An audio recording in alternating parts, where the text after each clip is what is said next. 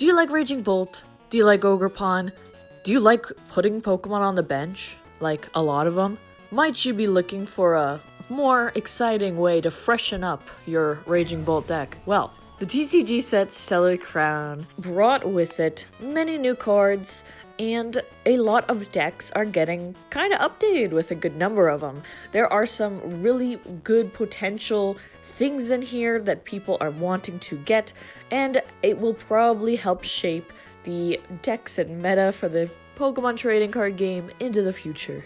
I enjoy Raging Bolt, and there are some cool deck lists that are updating it with new cards, and we are gonna explore a bit and see what you might want to slot into your own Raging Bolt deck. So one of the most impactful cards that we're getting for the game in the set is actually going to be a stadium card that is highly anticipated called Area Zero Underdepths, which I'm sure you might have known is coming already because it's really cool. So Area Zero Underdepths is going to be a fun thing. I cannot wait to play with this because it allows you to have 8 Pokemon on the bench, so long as you have a Terra Pokemon in play. And thankfully for Raging Bolt, we do have a Terra Pokemon in the deck. We actually have 3 or 4 of them. It's Ogerpon, the Teal Mask Ogerpon, the one that can Teal Dance that's really good. The other Ogerpons are it's a sad state right now, but Teal Mask Ogerpon, it's the main character. And as Raging Bolt goes, you're going to be wanting to get tons of energy into play so that you can use Raging Bolt to then KO 70 damage for each energy discarded. Raging Bolt has also had a lot of success over in Japan as well, and it is really neat looking at some of these lists. Even when Area Zero Underdepths is taken away though, it's still helpful for the deck, because that is going to allow you to take away some of the Pokemon that you put down and might not need anymore. So some of these supporter Pokemon that we might be seeing would be first Fanrotom potentially. I'm looking at Fanrotom in order to get Hoothoot, and we need Hoothoot in order to evolve into Noctowl, and Noctowl is actually going to be a fun part, because Noctowl finds trainer cards for you. Some of the lists that might be working with this sort of shebang, they don't quite have as many Pokegear to find those trainers, and the trainers you're wanting to find are things like Sada, or, that was the main one. It's still an important main one, but we actually see an influx of more trainers that can be really useful for Bolt in this new set, and we're going to take a look at them, don't worry. But let's look at that Fanrotom Fan Call. So with Fan Call, you're able to use this on your first turn. Once during your first turn, you can search your deck for up to 3 colorless Pokemon with 100 HP or less, and then reveal them and put them into your hand. It also has the move Assault Landing, which does 70 if there's a stadium in play, but if there isn't, it does nothing. And we do have stadiums in the deck. It might be Area Zero Underdepths, it might even be Pokestop, who knows, but we can get that to work. But no, Fan Call is cool because, as I said, you can get Hoothoot, who can then evolve into Noctowl. So when it does, Noctowl has the ability Jewel Seeker. Once during your turn, when you play this Pokemon from your hand to evolve one of your Pokemon, if you have any Terra Pokemon in play, which will be the Ogerpon, most likely, you can search your deck for up to 2 trainer cards, reveal them, and put them into your hand, and then shuffle your deck. Also, check out this artwork. You can get this in the Elite Trainer box for Stellar Crown. It's very cool. The Noctowl is able to grab trainer cards, and that isn't just going to be your supporter cards. It's going to be also things like items that you'll need. You could even get a stadium, stuff like that, things that say trainer on it. And so that is going to be really impactful for getting what you need, whether it be a supporter that you might need that turn, or it could be preparing for getting item cards like Nest Ball to get other Pokemon, to get other things out. It can be something like that, and that is going to be really key and powerful, and that's why Noctowl is getting used a lot in, say, Raging Bolt, or also with Terrapagos, or also other decks. I think it's going to be a really fun card to play around with, for sure. That's pretty cool. We're going to be easily able to reach for that Sada, and then we are easily going to be able to reach for others who could benefit us, like Briar, like Crispin. So let's look at Crispin first. Search your deck for up to 2 basic energy cards of different types, reveal them, and put 1 into your hand. attach the other to one of your Pokemon, and then you get to shuffle. So Crispin's a cool card that's coming, and I think we're going to see play of it in the future down the road too, but for now, it could be an inclusion in here. Because Raging Bolt does need that lightning and fighting energy, for example, to get going.